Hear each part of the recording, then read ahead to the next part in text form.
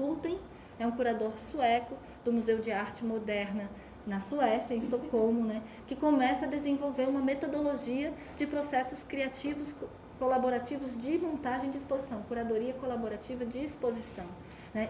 E aí ele vai apontar interessante porque como ele está definindo como esses processos, é parecido com o que o Pedro Aimar define desses processos, né?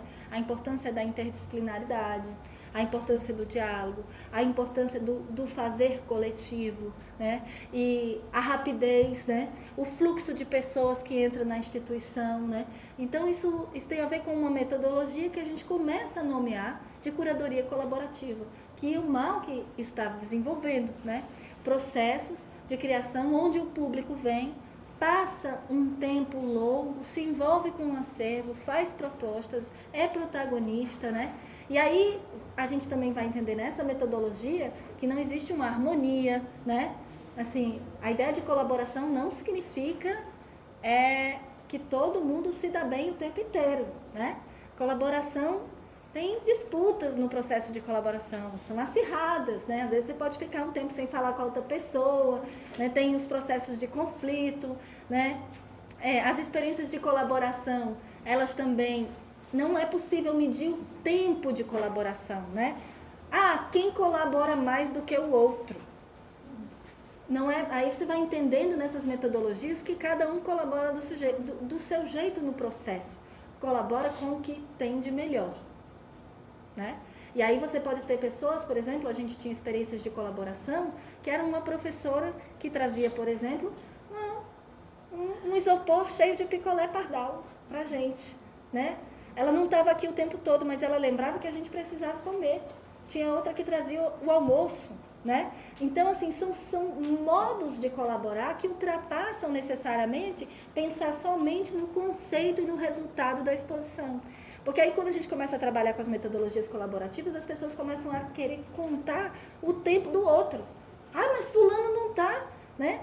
E aí a gente vai percebendo que não é o tempo, não necessariamente a presença o tempo inteiro garante o processo colaborativo. São fluxos de participação colaborativa que geram uma frequência e a abertura desse fluxo, porque no caso aqui o Malk ficava aberto e os visitantes passavam, né? As pessoas, numa das experiências, que é o Mundos do Trabalho, as pessoas no Metrofor vinham aqui doar as luvas, né? Vinham aqui doar os objetos. Lá para as tantas, o Pedro Aimar percebeu que as pessoas do metrô já não doavam mais as coisas usadas. Nem sei se eu devo falar, se está gravando depois, mas já passou, né? Ninguém mais vai. Eles doavam capacetes novos, né? Objetos novos, assim, o nível de envolvimento desses trabalhadores que já estavam querendo doar aquilo que para eles era novo, né? Então eles começaram a trazer para cá esses objetos. Então todo esse processo de envolvimento, como é que a gente vai saber quem colaborou mais, quem colaborou menos? E será que é importante, né, discutir quem colaborou mais, quem colaborou menos, ou como é que todo mundo se envolve e se engaja? Então esses processos colaborativos, ainda acho que a gente tem que avançar para entender como isso funciona metodologicamente na museologia, né? Começar talvez a organizar, eu tenho me interessado por isso, né? Mas essas metodologias, elas possibilitaram exposições muito interessantes, né? E aí aqui a gente teve uma experiência que foi 130 anos da Comuna de Paris, que aí tem um envolvimento direto, aí está aqui o Gustavo, que era da minha turma, né? É uma experiência da universidade, do curso de História, onde a gente faz um seminário de arte contemporânea, eu, o Gustavo, o Edson e o Adolfo Júnior. Então a gente estuda o livro do Pierre Nora, Lugares de Memória, lê o texto sobre o Muro dos Federados, né, onde faz uma análise, né, do significado do Muro dos Federados, porque a gente está fazendo um trabalho sobre a Comuna de Paris, né. A gente hoje tem as barricadas na ocupação das escolas, a gente fez uma barricada, né, colocou uma barricada no lugar do professor, colocou imagens, fez uma exposição em sala de aula, né, e no momento que os colegas entraram na sala de aula, a gente tinha colocado pólvora nas janelas, né? E a gente acendeu as pólvoras, então tinha uma fumaça, né? E a gente, cada um lendo o seu texto num processo de performance. E aí depois, quando a gente soube dessa exposição que estava a professora Adelaide organizando aqui, a gente só fez correr, e atravessar a rua porque queria trazer essa experiência para cá. Aí também é muito interessante, porque eu cheguei a conversar com o Pedro Aimar, aí empolgadíssima, falo com o Pedro Aimar, quero jogar sangue por todas as paredes. Aí o professor Pedro Aimar cita um autor que eu não consigo me lembrar o nome, mas eu entendi o recado. Dizia que era para ser um pouco menos, né? Que a gente podia fazer a representação de uma forma um pouco mais menos, né? Sim. E aí fui para casa, ele disse, olha, mas se você quiser voltar, você volte aqui às 2h da tarde. Ah, não teve outra 2h da tarde, eu estava aqui, né? E aí a gente veio e fez o trabalho, foi buscar as cadeiras, construiu, e depois o Pedro Aimar ensinou uma forma da gente representar o sangue que a gente queria fazer, e a gente foi fazer isso nos ateliês aqui atrás e montar. Então era um processo todo de construção, de envolvimento, e também, que eu digo assim, um museu onde eu andei descalço. E aí essa parte de falar na primeira pessoa, porque na tese tem isso também, eu falo na primeira pessoa e na segunda pessoa do plural. Primeira pessoa do plural, quando eu conto experiências minhas, ou seja, onde eu sou testemunha, que aí uma das professoras que estava na banca chamou isso de intuição participante, porque eu não sabia que eu estava pesquisando na época, né? Então era só uma intuição, ela disse intuição participante, ela quis dizer observação participante, mas disse que seria uma intuição participante.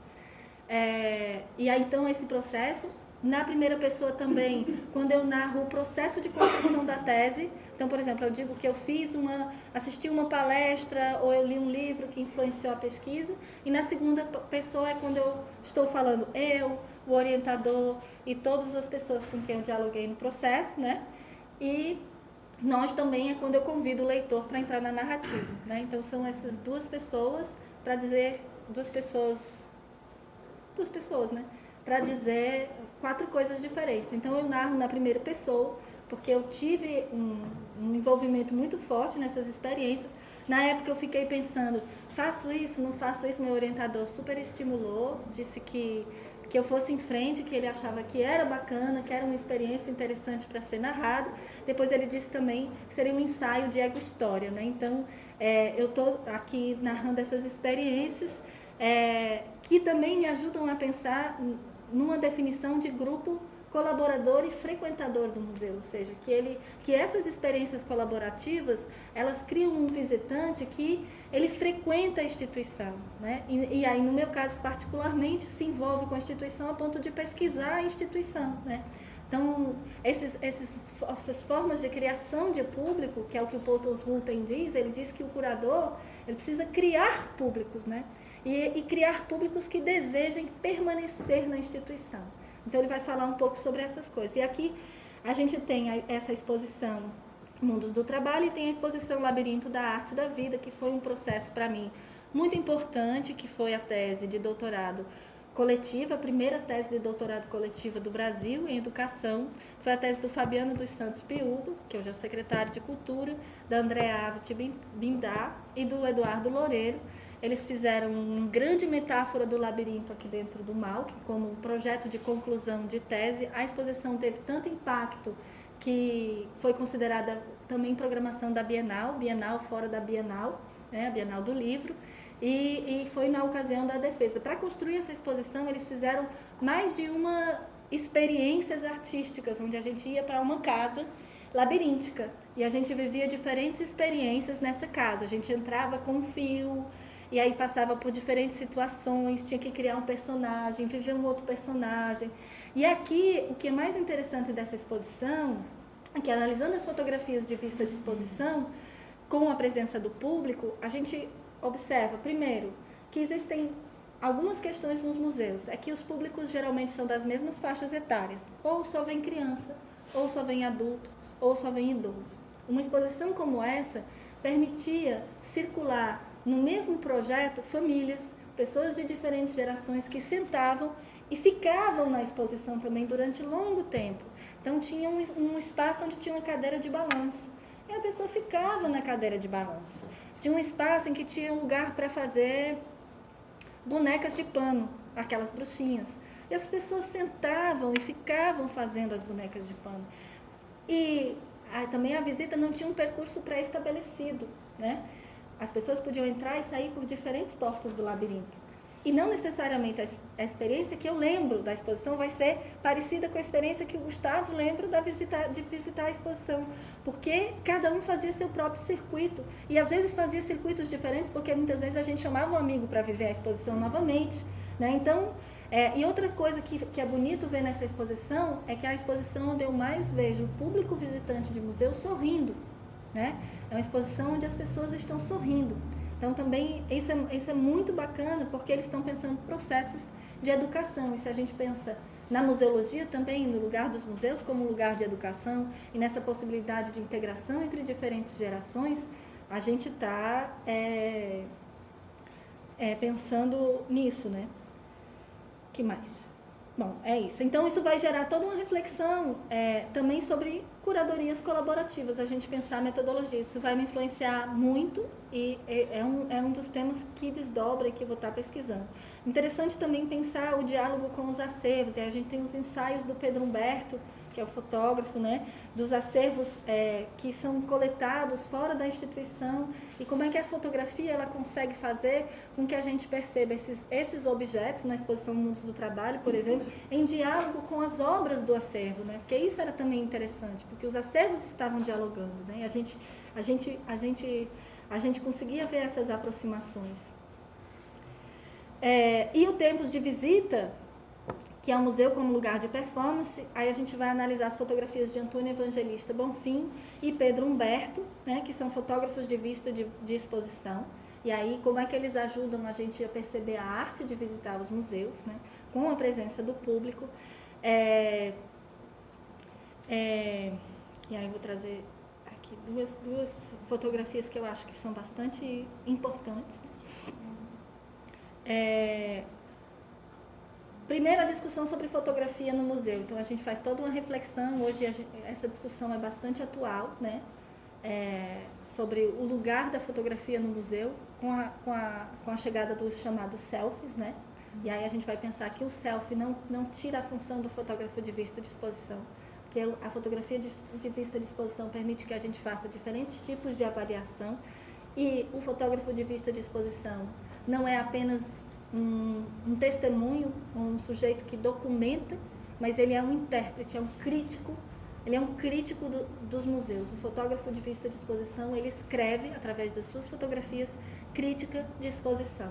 Ele é extremamente necessário, é um profissional que surge no mesmo tempo dos curadores independentes, porque os curadores eles vão precisar dos fotógrafos, porque um curador, ele monta as exposições, mas aquela fotografia do objeto, assim, o objeto ele vai e volta da exposição do mesmo jeito, né?